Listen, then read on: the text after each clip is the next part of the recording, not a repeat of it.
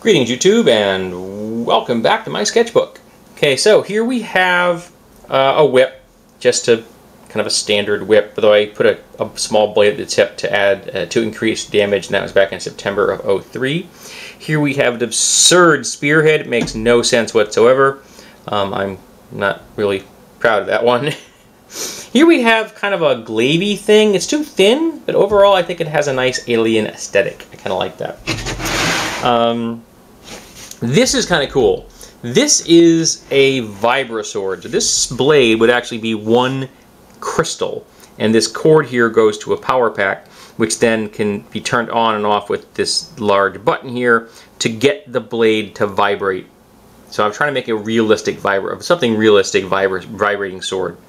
And you'll notice there is a symbol here, which is the infinity symbol. Now, almost all of the science fiction weapons that I did over my sketching career were part of the Infinity Arms company, and that's a fictitious company I created. Always ready, always was their motto? Infinity Arms, always ready, always armed. I think that's what their motto was.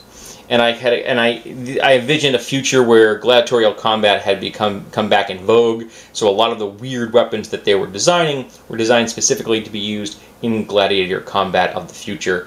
I was inspired by Simon Green's Deathstalker series, an excellent series of space opera novels, in case anyone is into that. And then we have this weird kind of one-handed tooth axe or sword or something. It's absurd. It makes no sense, but no, there you go. Again, sometimes my design ideas succeeded and some didn't. Here we have a one-handed sword. This is a hollow space in the blade and these two prongs at the end, and this actually isn't horrible. This actually, I think, would function. The slit is probably too wide. I probably want to make that narrower in a real blade, but overall I think it had a nice aesthetic, and it has a little tassel at the end of the blade, which I like. Now this is actually an organic bioweapon. So you strap this to your arm, you put this on your arm, and the legs go, and this stinger here actually injects itself into your system and begins to leach off of your blood system. And it does this because this is a living creature and it is secreting a poison. So the blade that grows out of its mouth essentially produces a constant toxin, which is then imparted in your enemies when you attack them. So yeah, I have a thing for bioweapons, biotechnology, and that was my attempt at it. And again, not a very good execution. I'm not good at organic things, but I thought I'd give it a try. Here we have a kind of a Chinese fantasy version of a Budao. Here we have a silly kind of a glaive. Here we have a bat-winged two-bladed dagger, which I believe I created for someone for a drow character that had a kind of a bat-wingy, dragon-wingy theme going on there. Here we have a fantasy version of a naginata, which is a large curved blade and a kind of a fantasy style shaft with a little hole there, because occasionally I just like to stick holes in things. And here we have a one-handed chopping sword.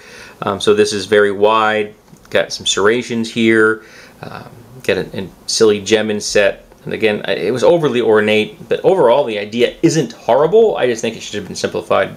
I look back at some of these designs like, boy, what was I thinking? These were way too ornate.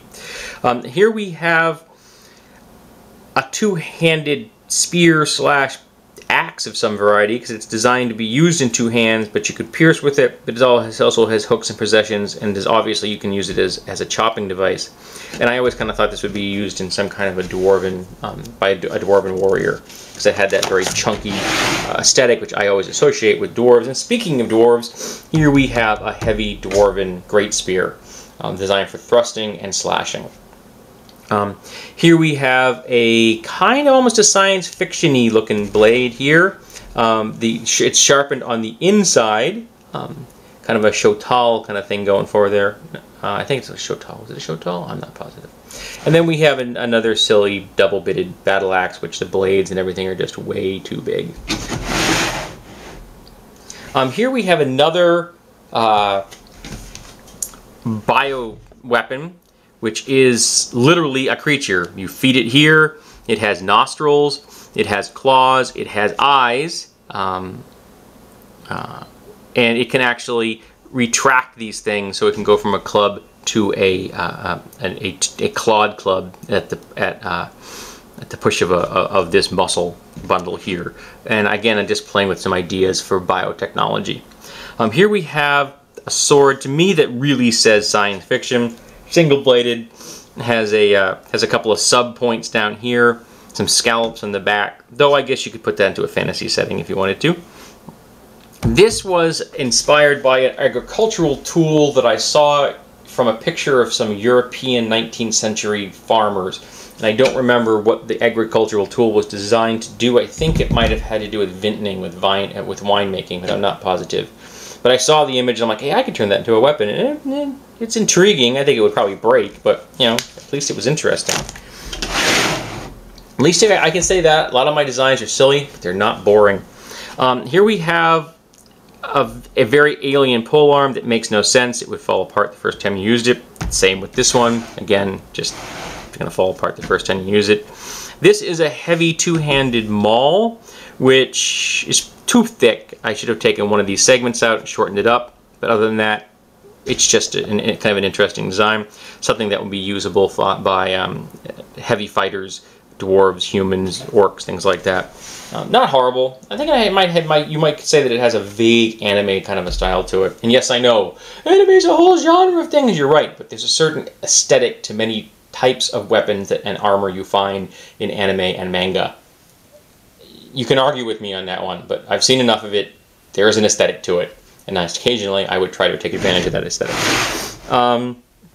Here we have a staff top. This was, while it wasn't a blade, it's also had a gem in there and some tassels, and it was definitely designed as a staff first and a weapon second.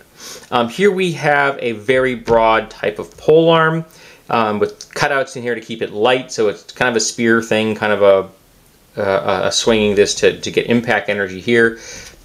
Could be interesting. I'm not sure if it would work or not, but I think that there are probably people out there that might give it a try. Here we have another knife, which is designed purely on a butter knife. I saw a design, and I'm like, hey, I could probably make that into a knife. And guess what? I made it into a knife. And here we have another kind of a science fiction-y thing going on there, kind of inspired by Stargate with their Egyptian theme. And this is a sphere here, so again, kind of trying to get the mass of an axe with slightly lighter blades, though frankly, that could be a disc, and these would still have plenty of mass for impact. I think I might have gilded the lily on that when it came to impact energy. Here we have a throwing spear, which I believe I did as a request for a friend of mine, because he needed a character. He had a character that had a throwing spear, so a very simple, basic throwing spear. I said, well, there you go, simple, basic throwing spear. And this is a very ornate throwing weapon. How you would hold this, I do not know, but maybe you hold it with the holes like this and throw it like that, but it's wicked dangerous. Obviously it would have to be a magic item if it was ever to function, something along the lines of the quote-unquote glaive from Krull. That's not a glaive, folks, it's a throwing weapon. Glaives are polearms. And here we have a silly chunky axe. This head is just proportioned wrong. I would bring the whole scale down by about 30%, and I may rethink the shape completely. I don't know what I was doing that day, but I kind of reflected it down here. And this was a throwing steel, so this whole thing would be sharp. This whole thing would be sharp, and it's designed to be thrown so that at any point it hits anywhere would do damage. And I was going for a very an avant-garde, artistic look of a weapon. So kind of, again, pushing the idea of weapons as art. That's a blank page. There you go. Here's another silly polearm that's way too thin. I like the top part of that. I think I did well. These are not necessarily bad, but this whole section in here is way too thin. All of this stuff is too thin. I needed to use smaller circles, make this whole thing chunkier, and I think it would have been far more likely to be more functional in appearance. Here we have a big chunky hammer. along the lines of Mjolnir. And here we have a very, very big Hassan Chop Great Scimitar, which was intentional. I can't remember. I think I might have used that as a illustration for a weapon used by a bad guy in a campaign.